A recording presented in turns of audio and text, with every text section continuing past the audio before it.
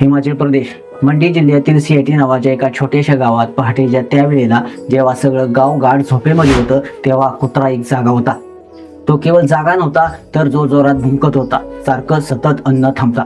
कोणालाही वाटलं असतं की तो वेडा झालाय, पण नशिबानं त्या आवाजानं ललित नावाच्या घरस्थाचं लक्ष वेधलं. ललित घराबाहेर पडले आणि बघतात तर काय, घराच्या जवळ जमीन फाटली होती. पावसामुळे माती खचत गेली होती.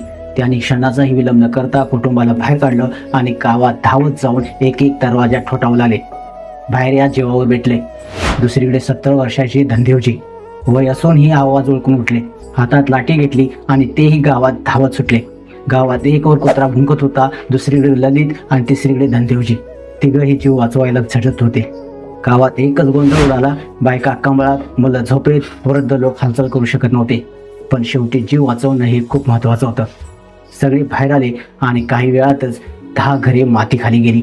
बकऱ्या, खच्चर, फर्निचर सगळं काही संपलं होतं. पण एकही मानवी जीव गेला नाही, कारण त्या रात्री एक कुत्रा जागा होता. आज तो कुत्रा नाहीये.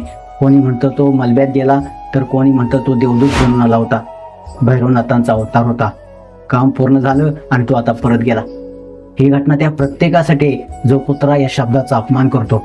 पुढच्या वेळेस जर एखादा कुत्रा रात्री भुंकत असेल तर थांबा, ऐका. कदाचित तो तुमचं जीवन वाचवण्याचा इशारा देत असेल. ही केवळ कथा नाही, ही जाणीव आहे, श्रद्धा आहे आणि माणुसकीचा खरा अर्थ आहे.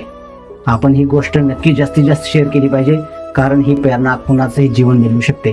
तुम्हाला व्हिडिओ कसा वाटला, तुमच्या प्रतिक्रिया अवश्य द्या आणि आपल्या SS स्पोर्ट्स या चॅनेलला सबस्क्राईब करायला नक्की विसरू नका. धन्यवाद.